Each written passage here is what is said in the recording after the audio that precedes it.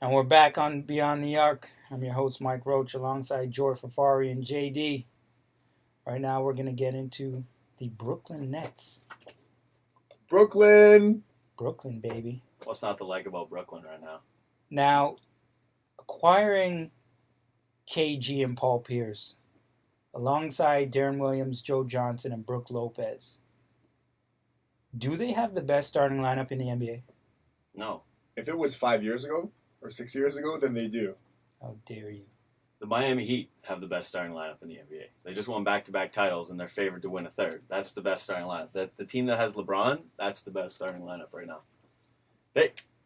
Admirable of Prokhorov to go for it like that. You have to like his aggressiveness.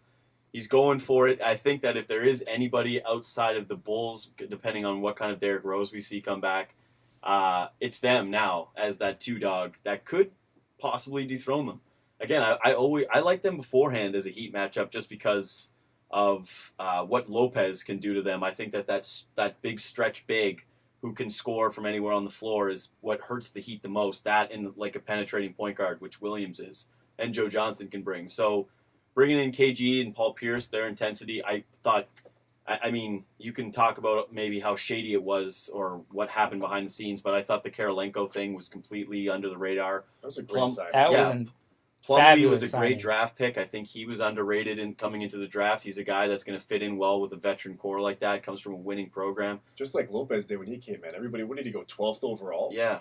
So I like that Nets team. I just still think it's too premature to dub them the Kings of the East when the Heat have just won back-to-back. When the Pacers look like they've improved, although I didn't really like their free agency as much. And you've got, as always, who am I leaving off this list? Knicks? No, the Knicks I kind of like. I don't think anybody else matters, to be honest. Yeah, that's probably the group right there, though. But the Heat are still number one. So, Joey, what's your take on the Brooklyn Nets? They had to do this, they traded away all their first-round picks, but they did that before when they got Deron Williams. So they have, maybe a 3-year window? Not really, probably 2. 1 or 2. With these guys? It's got to be that. 2 at most. Yeah, so really they're going all in for this year. I don't think the Heat are going to win 3 in a row. Call me crazy. I don't think they're going to do it. Mike Miller, they amnestied him today. Say what you want, but he's the reason pretty much they got the first one. And he had another huge, game 7 when they went in. I don't think... He didn't do much in the regular season this year. I don't think he's the reason they won the first one. He did go off in the last game, yeah. He dropped, 10 threes that game? 9 threes? He had 7 threes. He was a very big part. Maybe not the won. reason, but he's a big part. Still, the main thing is that he ended up being a guy that showed up every year in the finals for them. He was a much playoff performer. They did save a bunch of money, but I thought it was cheap of them when they could have amnestied our Canadian brother, Joel Anthony, who was redundant. And is now massively redundant with the Birdman signing. So I was pretty surprised to see that move, but it does save them a little bit of money, gives them a little bit of flexibility. We'll see what they end up doing with that. Now, I feel really stupid asking this question, but of course we got to ask it anyway. Do you think they can challenge the Heat? Brooklyn? Yes. Yeah, yeah. The thing that JD said that I really agree on, the kryptonite for the Heat has to be a scoring big man that has some kind of surrounding scorers. In Indiana, they didn't really have that. Paul George, he's great. I love the guy, but he's not a superstar scorer. He's not like that.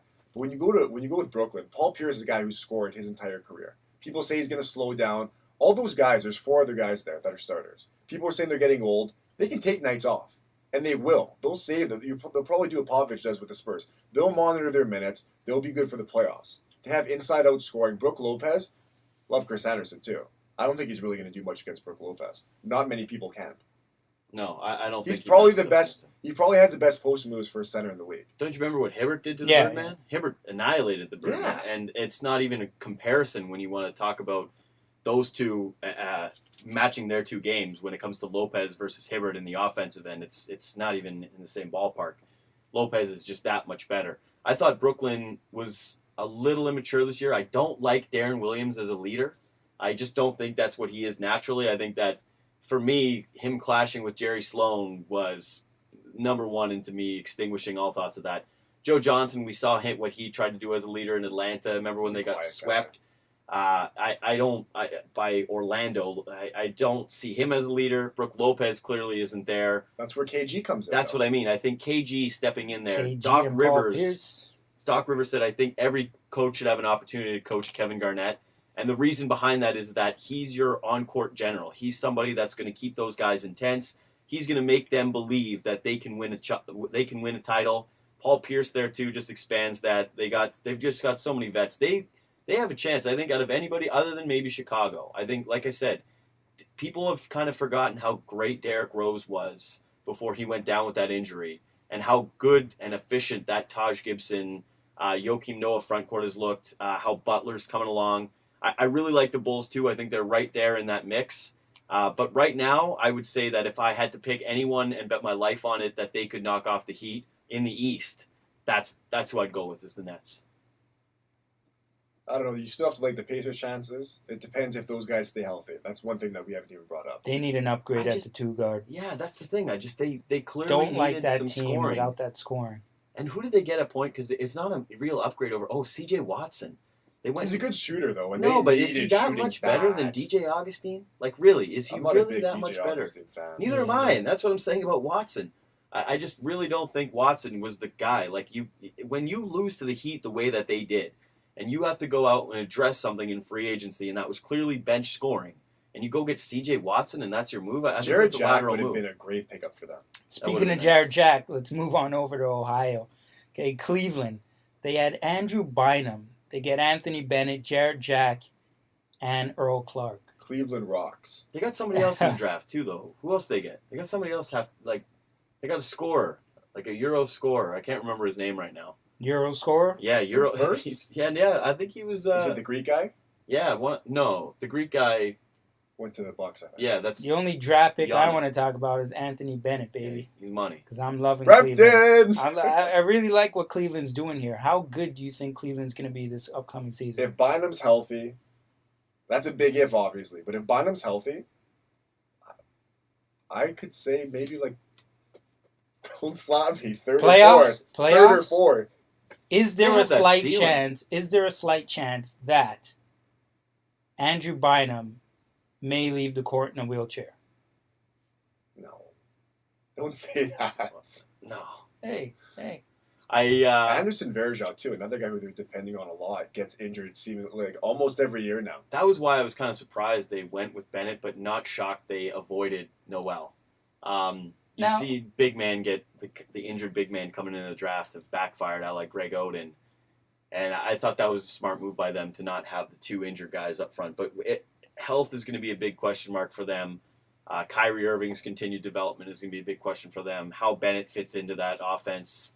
There's just too many question marks and Bynum's health and Bynum, how he recovers from missing an entire season. Is he even ready for the season? That's what I mean. I don't think anybody knows. And if there's a guy that you don't want to bet on, it's Andrew Bynum. So now, right now, speaking of Anthony Bennett on offense, do you think there's a chance they're gonna get him conditioned right and put him at the 3? He sees himself, and I spoke with him about a week and a half ago and asked him that question, and he told me he sees himself as a stretch 4, not a 3. That being said, I think there will be some situations where he goes in as a 3. But if you look at the kid's body type, defending will be tougher. Yeah, I just don't see how he would be able to guard, a quick 3. So I don't really see that in his future. I think the big question for him is how he's going to be able to contribute scoring-wise.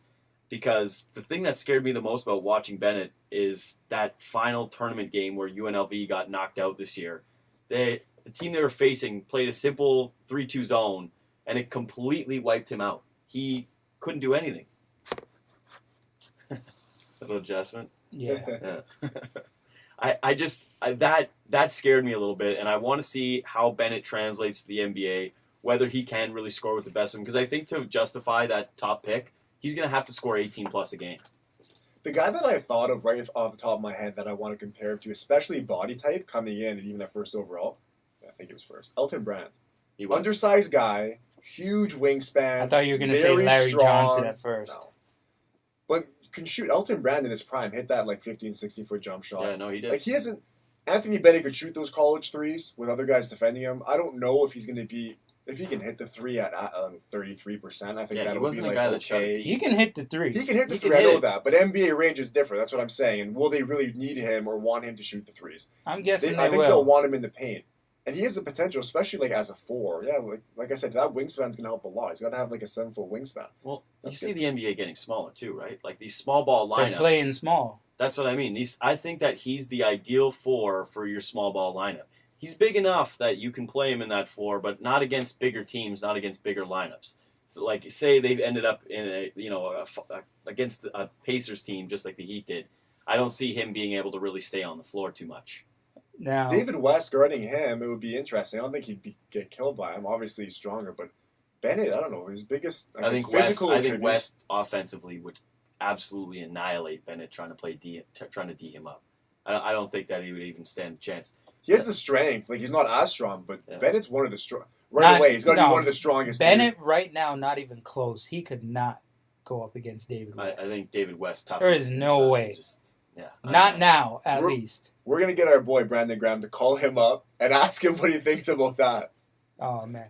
Anyway, speaking of the four position, Josh Smith signs with the Detroit Pistons. I thought all along he was going to be going to the Houston Rockets alongside Dwight Howard. What do you guys make of this signing? Detroit's another team kind of like Cleveland. Not as high of a ceiling, obviously, but a team that we're in the East where everybody's tanking for obvious reasons in the draft. They could sneak into the playoffs, I think, 7-8 I think spot. they're Easy. certainly a playoff team. They just got Chauncey back. He's going to be pretty much a three-point shooter and a leader on the team. But they got some guys that are pretty decent. They have a really good front court right now. No, I actually like the Josh Smith signing. It got pooed on by quite a few people, but I thought it was decent. I mean, he's not the most efficient offensive player, but defensively, he has huge upside. So you look at a front court possibly of him, Drummond, and Greg Monroe. I got stuck on Greg Oden. I think that has big time defensive potential. I think they still need to move Brandon Knight to the 2. I think he's not a 1. I thought them losing Calderon was kind of a step backwards in terms of them trying to compete this season. But the money that Calderon and the term that he got with Dallas, I thought it was smart enough to match that. Now, I understand you guys think that their team is better than last year, but how much better? These guys were worse than the Raptors last year. Yeah, no, they're way better than they were last year. How Chauncey much better? Billups going to start, though. If you move Brandon Knight to the 2, which I think you should, even though he's not a great scorer, you have to move him to 2 because he's not a point guard. But is Brandon Knight not the future of this team? How are you going to take Chauncey Billups going out in his career over Brandon Knight? No, but it's not a matter of over. It's a matter of shuffling two of them beside each other, letting Chauncey kind of run the point in the more traditional style, and letting Brandon kind of run around. So you mean Brandon starting at the 2 position? Yeah, no, I think that's been their goal all along, is to move Brandon to the 2 because they don't see him as a 1. And Stuckey's still there too, who I forgot about. They're looking to offload that contract. Yeah, they're trying to get rid of him. I don't think he's in their plans. And Charlie V. Yeah. I don't know. I'm still thinking that when I saw the press conference, they were talking a lot about Josh Smith being able to guard guards. So I'm thinking, after seeing him play at the small forward position against the Pacers in the playoffs, that they're going to experiment putting Josh Smith at the 3. Yeah, that's the 3. I would assume he's going to be playing the 3, for the most part. I think that makes sense. And again, he'll play the small ball 4 when they decide to go with either Drummond or Monroe at the 5 and try to go with the smaller scoring lineup. I think that fits for them. I see them as a playoff team. They're not going to win it. They're not going to be crazy good, but I see them easily fitting into a 7-8 seed. Yeah, like kind of where the Bucks last year, just getting in enough and getting swept in the first round. Okay, so that already means that the Bucks are out of there. Oh, the Bucks are definitely out of there. The Bucks are done. Like, they've taken major steps backwards. I don't think there's been a team that's had a rougher offseason by not being able to re-sign Redick, by letting Monte walk. I don't know how great of an upgrade is it. Did the Hawks match Teague? Yes. The Hawks did match Teague. So they've still got Jennings. Who's restricted, right? Who's restricted, but they still have only given a qualifying offer to. So he's definitely hoping that some other team will come in and offer. He doesn't want to. Yeah, because word on the street is, he doesn't want to be there. There was talk that the Raptors want him and that he liked Toronto. I don't really like that. I wouldn't be a big fan of him in Toronto. DeRozan's his best friend, right? From Compton, baby. I still would. I would have to assume that if he came in, DeRozan would be on the way out. So for I don't think financial that reasons. I don't think that their friendship would matter too much in that case. But Unless you sent Rudy. Let's send Rudy to the Bucks. For Brandon Jennings? that would Sign be and trade? Stop it. you'd be just looking at ineffective player for ineffective player, just straight up, see what can happen. All right, but we got to stop here. We got a lot more coming up. Thanks for letting me sit in today, guys. Oh, no problem. You're No welcome problem. back here anytime. We're about to go into the Toronto Raptors and everything that Masai Ujiri is doing. So all that and a little bit more on Beyond the Arc.